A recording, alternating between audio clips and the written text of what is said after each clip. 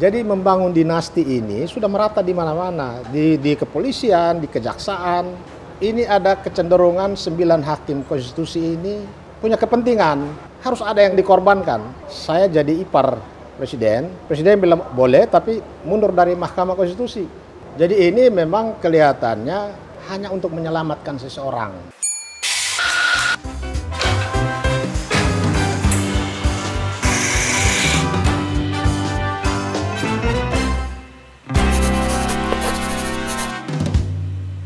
Pak Petrus Salentinus. Selamat sore, Prof. Selamat sore. Selamat datang di Cafe Breezy di Rumah Perubahan. Luar biasa ini Rumah Perubahan ini. Makasih Pak Petrus. Saya tertegun melihat karir Pak Petrus dan termasuk advokat senior yang sering mengedepankan values, nilai-nilai. Oleh karena itulah maka saya ingin dengar pendapat Pak Petrus. Terutama ketika saya membaca Pak Petrus ini mendesak agar para hakim dari Mahkamah Konstitusi mengundurkan diri ya dalam memutuskan perkara uji materi ya. Uji materi tentang usia minimum dari capres dan cawapres begitu ya. Dan Anda mengusulkan agar mengundurkan diri.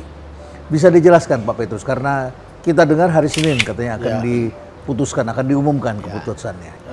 Kita memberi perhatian terhadap Mahkamah Konstitusi terkait proses yang terjadi sekarang tentang uji material atas tentang batas usia minimum capres-cawapres, karena saya melihat persoalan batas usia minimum dan maksimum pejabat publik termasuk hakim-hakim ya, termasuk presiden dan wakil presiden menjadi isu yang selama ini terutama di kalangan penegak hukum. Mereka banyak yang mengeluh karena mayoritas punya keinginan untuk lebih lama ada di dalam kekuasaan pemerintahan dan juga ingin supaya lebih cepat masuk di dalam kekuasaan pemerintahan melalui cara-cara yang instan. Misalnya menurut mereka kelamaan menunggu. Kelamaan menunggu. Atau lagi berkuasa secara baik, ya, lagi senang-senangnya menikmati semua kemewahan, terus harus pensiun besok. Nah, di sini mereka didorong untuk bagaimana caranya batas usia pensiun diperpanjang. Atau batas usia dia menjadi seorang pejabat publik melalui mekanisme proses seleksi di DPR misalnya, itu kalau bisa dimudahkan. Nah, jadi lebih cepat masuk. Jadi lebih cepat dan bisa lebih lama berkuasa. Ya. Sehingga tarik-menarik kepentingan mereka untuk mendapatkan perubahan melalui proses legislasi di DPR itu menjadi sesuatu yang berbiaya tinggi. Kalau mereka tidak punya biaya cukup, itu tidak akan terjadi. Biaya tinggi karena yang disawer harus banyak. Harus banyak. Sehingga begitu saya lihat perdebatan mengenai usia calon presiden dan calon wakil presiden yang sekarang menjadi perbincangan publik yang meluas, saya lihat ini ada kecenderungan 9 hakim konstitusi ini punya kepentingan. Kepentingannya apa? Mereka juga ingin mengubah usia calon minimum batas calon Mahkamah Konstitusi, batas usia hakim konstitusi dan juga pensiunnya kalau bisa lebih lama. 70 atau 80 tahun. Sekarang berapa tahun pensiunnya? Sekarang kalau saya tidak salah 70, tapi di DPR sedang digodok ini ada yang punya ini supaya 60 tahun. Padahal mereka ini sudah 3 kali mengalami perubahan undang-undang Mahkamah Konstitusi juga. Jadi aturannya sudah berubah. Termasuk juga soal usia. Sehingga saya lihat bahaya kalau misalnya besok ini mereka mengabulkan bahwa merubah batas usia minimum maksimum itu cukup dengan putusan Mahkamah Konstitusi, maka tidak tertutup kemungkinan dalam waktu dekat ini kan bisa direkayasa. Masyarakat didorong supaya gugat, permudah, ditarik lagi lebih mudah dan ke atasnya lebih panjang. Bisa terjadi. Jadi mengentertain orang lain untuk bisa mengentertain diri sendiri. Sehingga menurut Undang-Undang Kekuasaan Kehakiman, karena Undang-Undang Kekuasaan Kehakiman pun menyatakan bahwa Mahkamah Konstitusi salah satu pelaksana kekuasaan kehakiman. Dia tunduk kepada Undang-Undang Kekuasaan Kehakiman. Di Undang-Undang Kekuasaan Kehakiman itu menyatakan jika hakim berkepentingan dengan perkara yang ia sedang adili, maka dia harus mundur. Mundur sementara mundur dari perkara itu. Mundur dari perkara itu, Dan mundur lalu digantikan oleh hakim yang lain. Nah, problemnya saya lihat di Mahkamah Agung itu hakimnya cuma 9, tidak ada cadangan. Mahkamah Konstitusi. Di Mahkamah Konstitusi. Hakimnya hanya 9 orang. Tidak ada cadangan. Tidak ada cadangan. Tidak ada ad hoc. Tidak ada ad hoc. Jadi ini ada semacam kekosongan hukum. Kalau dalam hal terjadi 9 ini kepentingannya sama, yaitu bahwa ingin memperpanjang usia minimumnya dipermudah, usia pensiunnya dipanjangin, maka ini sudah nyata ada kepentingan. Padahal kepentingan seperti itu dilarang oleh undang-undang. Kemudian kepentingan yang kedua, dalam hal Ketua Mahkamah Konstitusi adalah ipar dari Presiden Jokowi. Ipar dari Bapak Presiden. Sementara salah satu pemohon uji material tentang pasal 169 huruf Q Undang-Undang Nomor 7 Tahun 2017. Ketua PSI-nya itu sekarang adalah Kaisang Pangarep. Yang mengajukan adalah PSI. Dan ketua partainya sekarang Kaisang. Sedangkan Ketua Mahkamah Konstitusi adalah pamannya sendiri. Presidennya ayahnya. Presidennya adalah ayahnya. Presidennya itulah yang menetapkan pengangkatan dan ini hakim-hakim konstitusi. Jadi benturan kepentingannya semakin kompleks. Ketua Mahkamah Konstitusi Anwar Usman, selain dia ketua MK, dia juga hakim konstitusi. Dia berhadapan dengan perkara keponakannya sendiri. Kompleks sekali. Benturan kepentingannya sangat kompleks dan yang sangat kasat mata. Kasat mata. Sekarang ini mulai muncul baliho di mana-mana, Gibran berpasangan dengan Prabowo. Itu semakin menguatkan proses terjadi usul perubahan undang-undang melalui Mahkamah Konstitusi ini. Publik mulai mereka-reka ini arahnya untuk meloloskan Gibran. Saya bicara dengan banyak orang dan hampir semuanya gelisah tentang hal ini. Itu juga yang barangkali Pak Petrus rasakan. Betul. Kita gelisah karena ini kan juga sekaligus membuat rusak Mahkamah Konstitusi dan proses demokrasi. Jadi kalau Mahkamah Konstitusi ini mengakomodir dengan putusan mengabulkan, sementara secara nyata ini melanggar Undang-Undang Kekuasaan Kehakiman yang di dalam ketentuan itu jelas bahwa mereka harus mundur. Dan karena mereka harus mundur, undang-undang juga menyatakan harus diganti dengan majelis yang baru. Berarti menunggu karena untuk merekrut yang baru itu kan juga butuh proses yang panjang sekali. Dan ini kalau terjadi berarti kalau targetnya adalah Gibran jadi calon wakil presiden pada saat ini ya harus tidak jadi. Tapi bukankah satu keputusan yang diambil kalaupun juga mereka jalankan harusnya tidak berlaku untuk pada periode Pilpres kali ini karena waktunya sudah sangat mepet sekali. Jadi ini memang kelihatannya usul perubahan melalui mekanisme uji material ini hanya untuk menyelamatkan seseorang. Padahal perubahan undang-undang atau pembentukan undang-undang dimanapun itu harus untuk kepentingan semua orang. Untuk kepentingan semua orang. Kalau misalnya hanya sekedar Gibran, dunia ini tidak kiamat besok kok. Kita masih punya waktu panjang. Dan kita punya banyak sekali orang-orang kader. bagus. Banyak sekali orang yang berumur memenuhi syarat 40, 50, 60 sekarang antri untuk jadi pemimpin di negara ini. Kenapa harus merusak sistem? Nah ini yang kita sesalkan. Semoga itu tidak terjadi ya. Semoga itu tidak terjadi dan kita berharap besok itu ada putusan Mahkamah Konstitusi. Tapi putusannya itu menyatakan kami semua mundur sehingga perkara ini tidak bisa dilanjutkan kecuali perkara-perkara yang lain. Jadi ini sudah tercium ada aroma yang kurang baik dan kalaupun itu dijalankan, apa prediksi Pak Petrus kalau tetap dijalankan? Kalau tetap dikabulkan, Undang-Undang Kekuasaan Kehakiman itu menyatakan putusan itu menjadi tidak sah. Tapi terjadi problem hukum lagi di sini. Putusan Mahkamah Konstitusi itu bersifat final dan mengikat seketika itu juga. Jadi di satu pihak undang-undang di mana hakim konstitusi ini harus tunduk dan konsekuensinya di Undang-Undang Kekuasaan Kehakiman bilang kalau hakim yang berkepentingan tetap menjalankan proses ini dan memutus apalagi kalau putusannya kabul maka putusannya itu tidak sah. Sementara Mahkamah Konstitusi dalam undang-undangnya menyatakan sah dan mengikat final. Dua aturan yang bertentangan. Ini akan memaksa ahli hukum tata negara bagaimana mencari solusinya. Kalau dibiarkan berjalan terus, mereka akan digugat mulai dari penetapan oleh partai pengusung bahwa inilah pasangan calon kami. Bisa digugat oleh masyarakat, mendaftar di KPU, akan digugat lagi. Sampai hasil Pilpres, digugat lagi. Dibawa ke Mahkamah Konstitusi, di situ dia lagi yang akan mengadili. Kalau begitu ini merupakan satu warning bagi teman-teman di Mahkamah Konstitusi sebelum mereka benar-benar mengambil keputusan dan mengumumkannya kepada publik. Kita beri waktu 3 kali 24 jam supaya 3 hari ini mereka berpikir. Mereka tidak perlu merasa kalah atau merasa tertangkap tangan. Tidak boleh. Mereka itu kan negarawan. Mereka harus jiwa besar. Kita juga harus menghargai dan mereka juga harus dihormati dalam masyarakat. Ya, harus dihormati, betul. Satu sistem konstitusi yang benar-benar agung dan kita hormati. Jadi mestinya dengan peringatan berkali-kali oleh Pak Mahfud sebagai Menko Polhukam, mestinya dari kemarin-kemarin ada satu sikap, yaitu apa, bahwa kami mundur karena ada hubungan keluarga yang sangat dekat. Ya, di dalam undang-undang tentang kekuasaan kehakiman itu menyatakan hubungan keluarga sedarah atau semenda sampai derajat ketiga. Jadi dalam hubungan seperti ada Kaesang, ada Gibran, Pak Jokowi, geser ke sana Pak Anwar Usman. Ya. Ini hubungan yang terlarang sebetulnya dalam kaitan dengan kepentingan untuk proses hukum di Mahkamah Konstitusi. Ya. Tapi ini tidak disadari atau disadari, tetapi mereka mau mencoba kira-kira lolos atau tidak.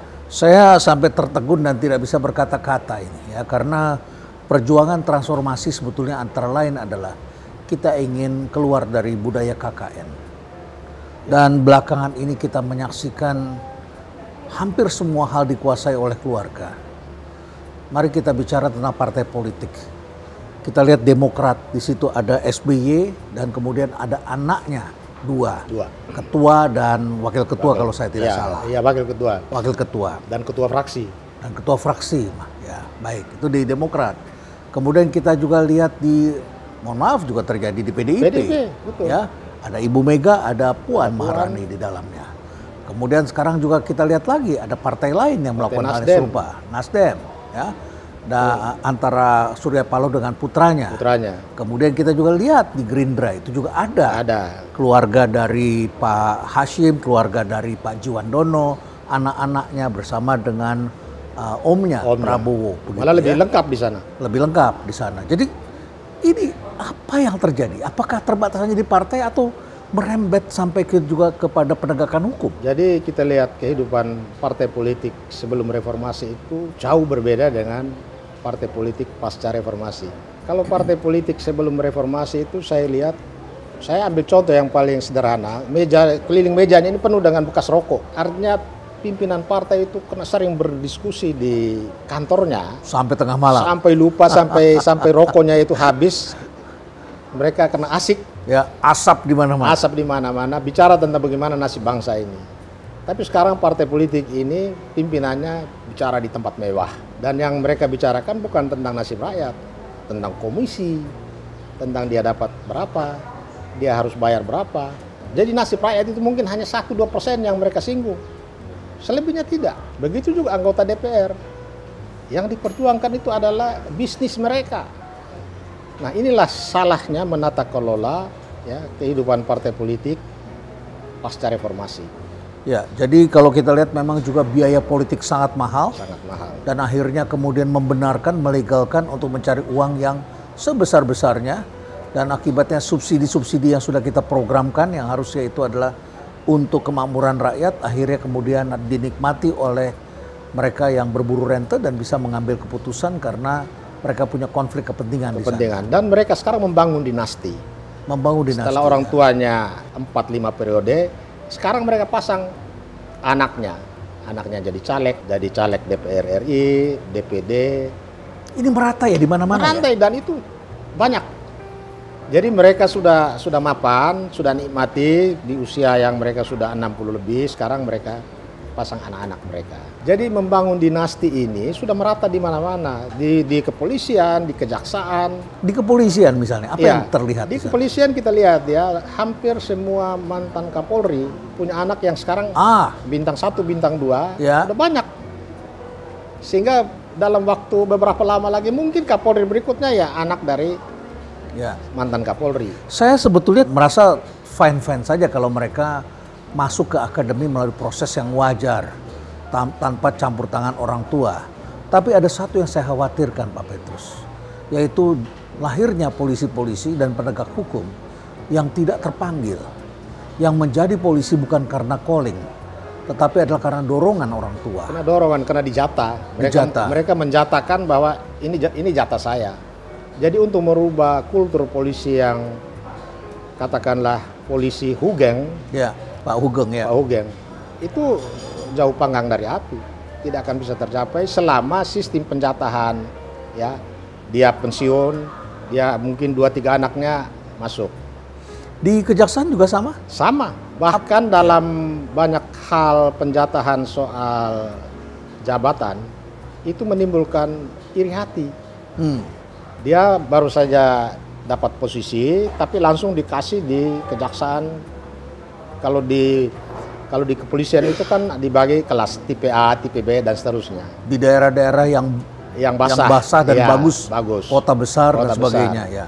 Sehingga kota-kota di mana daerah yang miskin, seperti dulu ada bahasa di kalangan hakim, itu tahun 2010 atau 2012, dalam rangka memberi sanksi kepada pejabat-pejabat hakim, terjadi suatu pertemuan di Semarang, itu perdebatan soal pemecatan hakim. Di situ terjadi perdebatan sehingga timbul istilah, tolong sebelum dipecat, di NTT-kan dulu atau di Papua-kan dulu. NTT dan Papua. Jadi ternyata NTT dan Papua ini menjadi tong sampah besar untuk membuang pejabat-pejabat yang sedang bermasalah. Istilahnya daerah 3T ya, terluar, terpinggir, dan termiskin pada waktu itu. Ya betul. Jadi sebelum dipecat itu dimuat oleh majalah Tempo dan majalah Keadilan, Forum Keadilan. Sebelum dipecat, di NTT kan dulu atau di Papua kan atau di Maluku kan dulu. Padahal di daerah-daerah itulah kita bisa mendapatkan hakim-hakim yang hebat. Hakim hebat. Ya, karena mereka bersedia ditempatkan dan bersedia bekerja dengan hati nurani. Dan sampai sekarang masih berlaku. Pernah dalam satu persoalan di sini, saking marahnya terhadap mereka yang di bawah bekerja tidak becus, coba cek di NTT kabupaten mana yang bisa bikin susah. Dicari dapatlah, oh kabupaten ini. Dianggap kabupaten yang bisa membuat dia merasa menjalani sangat sulit kerjaan. Sangat sulit, dia betul-betul dihukum. Menderita. Daerah buangan tadi. Daerah buangan tadi. Jadi stigma sebagai daerah termiskin, bodoh, jadi buangan. Bahkan untuk ya tempat numpang lewat, ya. Sebelum dia pensiun bisa dapat bintang 2, ya kesanalah dulu lah. Pak Petrus, Anda kan berasal dari NTT. Mendengar kata itu, apa yang Anda rasakan sebagai orang NTT? Pada waktu itu kita langsung kirim surat ke Presiden. Ya, tembusannya ke Mahkamah Agung. Hentikanlah menjadikan 3 provinsi ini tempat buangan pejabat bermasalah. 3 NTT, Papua, dan Maluku. Maluku. Itu tempat yang menurut mereka kriterianya untuk membuang mereka. Kita pernah berurusan dengan masalah penegakan hukum di Flores tahun 2008 atau 2008. Saya kebetulan dengan Profesor Munim Idris. Oh. Seorang ahli forensik. Dokter kebetulan forensik. Di sana ada seorang pimpinan umat mati secara misterius. Kemudian polisi menyatakan mati wajar dan langsung dikubur. Setelah Dokter Munim Idris datang, ternyata pastor ini dibunuh. Oh, dia menemukan itu. Menemukan itu. Jadi pada waktu kami di Kupang dengan Kapolda ini, Pak Kapolda, ini kan seorang pemimpin umat yang meninggal. Tapi kenapa polisi kok langsung menyatakan mati wajar? Diselewengkan. Kemudian langsung apa yang dikatakan Pak Kapolda ini? Pak Petrus, daerah ini yang nilai bagus-bagus ditaruh di Jawa. Yang nilai 5 ke bawah ditaruh di sini. Saya sendiri sebagai Kapolda saya tersinggung masuk di sini. Saya tidak punya masalah kok saya dibuang ke sini. Artinya praktek menempatkan pejabat bermasalah dalam rangka sedang tidak disukai atau misalnya punya kesalahan. Itulah tempat buangan mereka di sana. Ini benar-benar memerlukan suatu revolusi besar dalam moral dan karakter serta menciptakan kembali standar moral di negara kita. Sebetulnya kita berharap dari apa yang dikatakan Presiden Jokowi di awal ya revolusi mental. Ini yang saya kira masih jadi PR. Tapi tidak jalan. Tidak jalan. Bahkan kemudian ini belakangan ini dirusak sendiri lagi. Semoga Presiden menyaksikan tayangan ini dan bisa segera kembali kepada konstitusi kita dan berpegang teguh pada penjagaan nilai-nilai ini tentunya. Masih ada waktu. Ya, masih ada waktu. Baik. Sebelum kita lanjut, barangkali kita mau pesan kopi dulu. Boleh, ya, boleh, Pak Petrus ya. Karena di sini kopinya dikenal enak ini. Enak, ya. pasti kopi dari Flores ini. Dari Flores ya. Salah satunya ini campuran antara lain dengan baik. Boleh, saya kopi hitam. Kopi hitam, saya juga ikut kopi hitam. Ya. Cocok ya. Ada kelihatan ada kopi Bajawanya di sini ya, ada Bajawa. Di sana ada Bajawa sama Manggarai. Bajawa dan Manggarai ya, baik. Kita kembali lagi, ini perbincangan yang serius yang tentu saja sangat tidak enak sebetulnya untuk kita bicarakan. Karena kita sama-sama, saya kira Pak Petrus juga tahu bahwa prestasi presiden ini luar biasa. Luar biasa. Kita membutuhkan presiden seperti Pak Jokowi dan kinerjanya tentu saja diakui oleh dunia ya. Mungkin juga karena berawal kita mendengar bahwa banyak pengamat yang mengatakan Pak Jokowi ini adalah penentu dalam Pilpres yang akan datang. Sehingga kemudian semua nurut ketika Pak Jokowi mengatakan ojo ke susu. Ojo ke susu. Jangan terburu-buru. Kemudian disambut dengan tegak lurus, patuh. Tegak lurus, patuh. Patuh, Ya. tegak lurus. Dan relawan ini sekarang begitu menjadi andalan. Andalan. Dan kemudian relawan ini mulai Mulai goreng.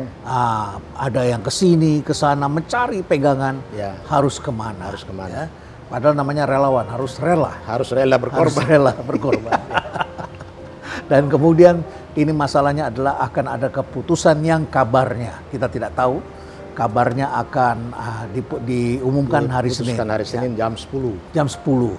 Dan kemudian juga beredar kasus yang kita tidak tahu. Ini bukan informasi E1 ya. Ya. Ini bukan E1, ini bukan bocoran, tapi kita mendengar di mana-mana bahwa akan diumumkan 5/4. Begitu informasi yang Ya, saya dengar kalau tidak kemarin salah juga begitu ya. 5/4. 5/4 bahwa akan diloloskan usia di bawah 40 tahun. 40 tahun. Dan kemudian semua mata ya tertuju kepada Gibran karena Prabowo sudah ada di mana-mana kita lihat. Baliho sudah muncul di mana-mana. Prabowo Gibran. Dan Gerindra sudah kelihatannya sudah siap ke sana bersama dengan sekelompok negarawan lainnya ke sana. Baik.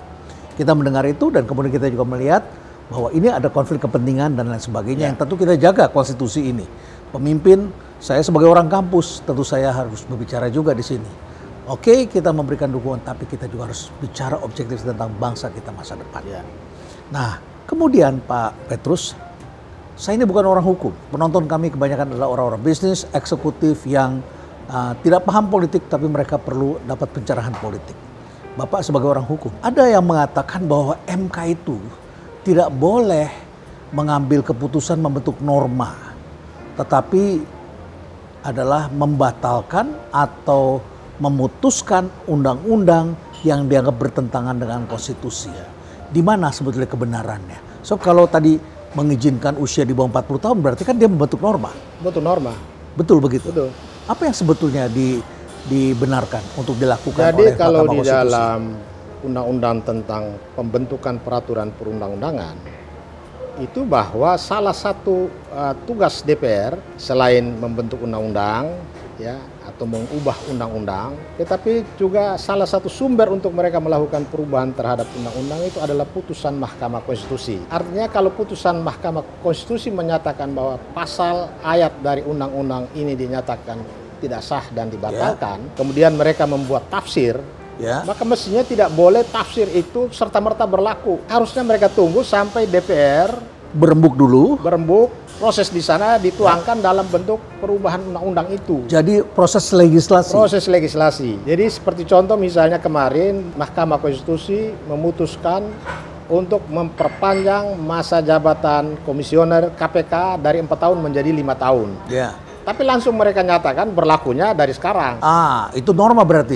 Mestinya boleh memperpanjang jadi 4 tahun, tapi berlakunya nanti karena prosesnya kan harus lewat legislasi undang-undang itu. DPR. Betul. Ini salah satu praktek yang selama ini terjadi dan dibiarkan. Dan DPR mendiamkan pula. Kita tidak tahu apakah ini ada konspirasi, kong kaling kong, atau ada permufakatan apa, kita tidak tahu. Begitu juga mengenai kasus yang sekarang ini terjadi. Harusnya dari sejak awal DPR bersuara bahwa ada hal yang salah, bahwa kalau ingin merubah batas usia capres-cawapres melalui Mahkamah Konstitusi itu sudah mengambil alih wewenang DPR. Kalau DPR dari sejak awal bersuara dan menyatakan akan mengambil sikap tegas, saya kira mungkin sikap kesatria dari 9 hakim konstitusi ini menyatakan kami mundur karena kami juga berkepentingan dengan usia kami sendiri, apalagi menyangkut kepentingan anak presiden Gibran, sekarang Kaisang jadi ketua PSI yang juga sebagai pemohon salah satu partai. Dia seharusnya menyatakan mundur. Yang lain mungkin masih diperdebatkan, tapi ketua Mahkamah Konstitusi tidak bisa diperdebatkan lagi karena hubungannya nyata. Jadi dapat dikatakan sebetulnya ada proses yang juga harus dibatasi di Mahkamah Konstitusi. Di Mahkamah Konstitusi kan jelas menyatakan menguji undang-undang terhadap Undang-Undang Dasar 45. Menyatakan batal, ya cukup dia menyatakan batal. Dan soal batas usianya nanti diputuskan di DPR. Diputuskan di DPR. Pada usia berapa di sana. Karena itu kan kewenangan DPR dalam mengubah undang-undang. Jadi jangan Mahkamah Konstitusi lama-lama malah dia ambil semua. Saya sebagai awam sebetulnya berpikir bahwa sebetulnya kan baik ya kalau kita punya calon presiden atau wakil presiden yang muda. Karena dulu Bung Karno itu pada usia berapa? 26 tahun kalau tidak salah. Ya, 26. Sudah mendirikan partai politik, kemudian sudah berpolitik ya. Ketika kemudian juga menjadi presiden begitu ya, pasti sangat muda beliau lakukan. Dan saya senang sekali sebetulnya kalau ada orang-orang muda. Dan apakah sebetulnya gagasan untuk melahirkan orang-orang muda tidak terpikirkan oleh para ahli hukum? Nah, sebetulnya usia 40 itu kan usia untuk orang muda. 40 muda. Dan Ya, matang. sekarang 60 saja masih dianggap yang old ya. Apalagi sebelumnya di Undang-Undang Pemilu tahun 2003 kalau saya tidak salah, karena kita masuk pemilu yang Pilpres langsung kan 2004. Ya. Itu minimum 35 tahun. Tahun 2008 diubah menjadi 40. Oh, jadi sudah pernah ya, Sudah dari 35 dirubah ke 40. Artinya peluang untuk orang muda itu 35-40 itu selalu ada dan berlaku sampai sekarang. Ya. Jadi kalau selisih 5 tahun kemudian itu jadi soal, itu pasti hanya untuk kepentingan orang tertentu, bukan untuk kepentingan seluruh generasi yang berusia 35 tahun. Sehingga kemudian ini bisa mempersiapkan banyak orang dan semuanya startnya pada tahap yang sama. Betul. Bukan karena ada privilege ya, ada privilege dari orang-orang tertentu. Jadi ini semakin jelas sekali ya. Jelas. Nah, di samping itu juga kita juga membaca bahwa Bapak mengatakan proses legislasi ini memang harus ada di parlemen begitu ya. Betul. Dan itu yang kita harapkan, bahwa di masa depan kita juga akan bisa memiliki pemimpin yang demikian. Nah, terkait dengan hal ini semua Pak Petrus, tadi Bapak katakan akan terjadi penggugatan. Bisa digugat di KPU, bisa digugat nanti dalam masa kampanye, bisa digugat terus yang tidak ada akhirnya. Dan apa yang dilakukan oleh tim yang Bapak pimpin? Saya membaca Bapak mengatakan mereka harus mundur, dan kemudian juga ada demo yang sekarang sudah mulai bergerak. Apa yang akan dilakukan oleh teman-teman tim apa yang pertama, kita akan laporkan 9 hakim konstitusi ini ke Mahkamah Kehormatan Mahkamah Konstitusi. Di sana kan ada lembaga yang akan memeriksa secara etik ya. Nah, kemudian di dalam undang-undang tentang kekuasaan kehakiman itu diancam dengan pidana. Kalau hakim yang berkepentingan ini, baik karena kepentingan seperti mereka juga ingin merubah pasal undang-undang tentang usia mereka sendiri, kemudian juga ada hubungan keluarga sedara yang dekat, ini tetap berlangsung. Undang-undang kekuasaan kehakiman memberi sanksi administratif dan sanksi pidana. Dan jadi mereka juga tidak steril? Tidak steril. Tidak steril, jadi mereka juga bisa dihukum? Bisa dipidana, karena melanggar toh. Harusnya mereka mundur tapi jalan terus. Dan satu hal yang lebih penting itu, putusannya itu dinyatakan tidak sah. Dan itu yang seperti tadi kita katakan, akan berbenturan dengan putusan Mahkamah Konstitusi yang sifatnya final dan mengikat. Ini jadi semacam dilematis ya? Dilematis. Dan itu yang orang khawatirkan, merusak ketatanegaraan, merusak sistem demokrasi. Ya. Apalagi pembentukan undang-undang kita menurut undang-undang pembentukan peraturan perundang-undangan ini, setiap penyusunan undang-undang itu harus mengedepankan prinsip kedaulatan rakyat. Artinya harus DPR, karena itu mewakili banyak seluruh rakyat Indonesia, bukan oleh 9 orang hakim konstitusi di MK. Jadi jangan persoalan yang harusnya menjadi kewenangan DPR diambil alih secara melawan hukum, kemudian menjadi urusan rutin tiap hari yang diurusin angka-angka. Sehingga dulu orang katakan Mahkamah Konstitusi ini mahkamah kalkulator, mahkamah korupsi, sekarang mahkamah keluarga. Baik Pak Petrus, jadi ada dilema-dilema yang sangat berat yang dihadapi oleh bangsa ini, tapi saya kira bangsa yang hebat itu harus memiliki proses yang benar.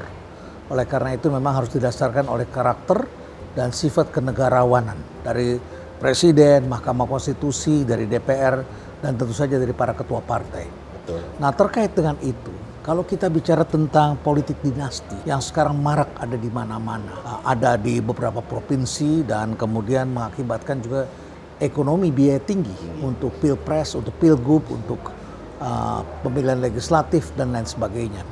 Lalu kemudian juga kita melihat partai politik ini juga rawan dengan konflik. Dulu ketika PDIP tidak dipimpin oleh keluarga Bung Karno, itu juga rawan sekali dengan konflik. Kemudian ketika berantem terus-menerus. Berantem terus-menerus, hantam kiri kanan, dan itu menguntungkan bagi pihak lain yang ingin berkuasa. Oleh karena itu kemudian kita lihat di era kepemimpinan Bu Mega itu menjadi lebih stabil. Karena semua orang melihat pada sosok pemimpin yang mereka bisa hormati di dalam internal. Di Demokrat juga relatif lebih stabil, walaupun ada kelompok yang kemudian membawanya coba-coba masuk ke dalam hukum. Tapi di dalam Demokrat sendiri artinya dengan Pak SBY sebagai mantan presiden dihormati. Kemudian kalau kita lihat juga di Gerindra, tidak ada yang berani menggugat Prabowo. Dia adalah pendiri Partai Gerindra Termasuk dan paling sekaligus sejuk malah di sana. termasuk juga pemilik partai, begitu ya. Dan juga di partai-partai lainnya seperti itu. Kalau demikian sebetulnya dinasti dalam partai politik adalah hal yang lama-lama kita bisa terima sebagai hal yang wajar. Ya, sebagai hal yang seharusnya malah. Malah seharusnya karena bisa dikontrol dengan baik. Tapi rakyat kan tidak menikmati. Rakyat tidak menikmati, betul. Ya. Jadi partai politik ini menjadi partai yang didirikan harus dengan biaya yang sangat tinggi. Ya. Karena dia harus punya perwakilan di seluruh kabupaten, provinsi, kecamatan, dan lain-lain. Ya. Jadi hanya mereka yang punya uang ya, yang bisa punya partai politik. Ya. Sehingga dalam pengelolaan partai sehari-hari pun tidak beda jauhnya dengan mengelola sebuah perseroan terbatas. Ya. Padahal kalau kita bandingkan dengan kehidupan partai politik sebelum reformasi, walaupun ribut terus, ya tetapi setiap pemilu, peserta pemilu pun tidak begitu memerlukan uang yang banyak untuk dia bisa ke DPR. Atau misalnya dia mau jadi bupati, dia mau jadi gubernur, tidak perlu biaya tinggi. Tapi sekarang ini menjadi berbiaya tinggi sehingga banyak orang berpikir hanya dengan korupsi dia bisa melanggengkan kekuasaannya. Ya. Dan saya kira ini menjadi sesat bangsa kita. Menjadi sesat. Walaupun saya sudah bertemu dengan beberapa calon legislator, saya bertemu dengan tokoh-tokoh yang mengatakan kapok ini biayanya terlalu besar dan mengerikan. Berbahaya, mereka sendiri bisa saja tertangkap ya karena perilaku-perilaku mereka. Tapi di lain pihak juga saya bertemu dengan orang bisnis yang mengatakan kalau saya tidak tertangkap saja hari ini, saya ini beruntung katanya. Tapi luar biasa sekali, saya mempertahankan bisnis saya itu repot sekali hari-hari ini karena ada tadi itu. Ya, bagaimana dirongrong terus oleh orang-orang yang memang memerlukan biaya besar. Ya, memang mereka sering mengeluh bahwa saya udah sekian tahun capek, tapi ternyata tidak juga. Begitu mau masuk pemilu, ya orang itu muncul lagi terus-menerus. Sampai benar-benar menyiapkan generasinya untuk menggantikan. Dan itu yang terjadi sekarang. Menyiapkan generasinya untuk menggantikan. Jadi dinasti ini tidak hanya di eksekutif, tapi juga legislatif, yudikatif, sudah merata. Saya masih ingin tahu lebih jauh lagi Pak Petrus. Pada waktu Pak Anwar Usman sebagai ketua MK itu akan beripar dengan presiden, tentu kan harusnya proses itu dikawal oleh publik pada masa itu. Sehingga kemudian diingatkan agar mengundurkan diri. Mengapa hal itu tidak terjadi? Saya juga pikir begitu. Kenapa? Ini hal yang sangat mengganggu. Kalau kita lihat dari posisi presiden. Presiden ini setiap kali ada undang-undang yang baru, itu harus beliau menandatangani. Dan setiap undang-undang, baik undang-undang yang baru dibentuk maupun undang-undang yang sedang berjalan, selalu digugat ke Mahkamah Konstitusi. Itu artinya tanda tangan presiden ini yang digugat. Posisi seorang ketua Mahkamah Konstitusi pada waktu proses terjadi hubungan Presiden Jokowi, ini kan harus dibicarakan.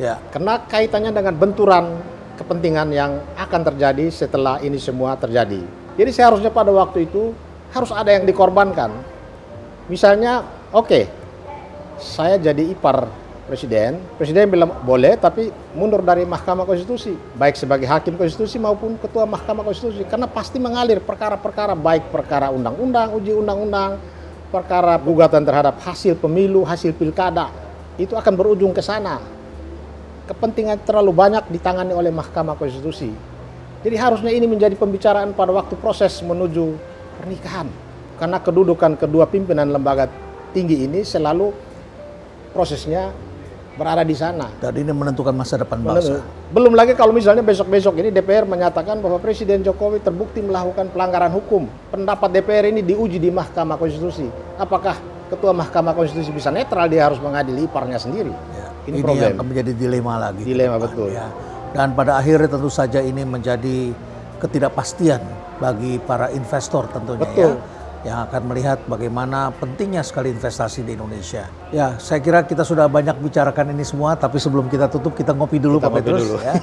Ini kopi yang tadi enak, yang ada unsur floresnya. Unsur floresnya. Ada torajanya, ada floresnya. Kopinya dari Flores, cangkirnya dari Jawa, gulanya juga dari Jawa. Dari Jawa, mari Pak Petrus ya. Mantap.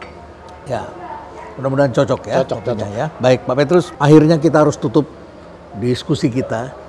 Tapi ada hal yang sangat penting yang perlu kita sampaikan bersama-sama kepada para pemimpin negara kita bahwa prestasi mereka adalah sangat baik selama 10 tahun memimpin, dan kita harapkan prestasi ini bisa terus dijaga karena kita memerlukan suatu kestabilan. Kawan-kawan saya, para pengusaha mengatakan Indonesia tidak perlu promosi ke luar negeri mendatangkan investor. Karena pada dasarnya negara kita ini kaya dengan beragam potensi. Jadi mau bisnis apapun, opportunity untuk mendapatkan cuan yang baik itu ada di sini. Tetapi mereka mengatakan yang perlu dilakukan adalah konsistensi dari penegakan hukum, dan kita memerlukan pemimpin yang paham tentang hukum, yang bisa menjaga penegakan hukum ini. Dan jangan lupa bahwa KKN ini bisa kembali marak kalau kita diamkan hal ini terjadi terus-menerus. Hanya untuk kepentingan sesaat. Terima kasih Pak Petrus. Terima kasih, sama-sama. Stay relevant.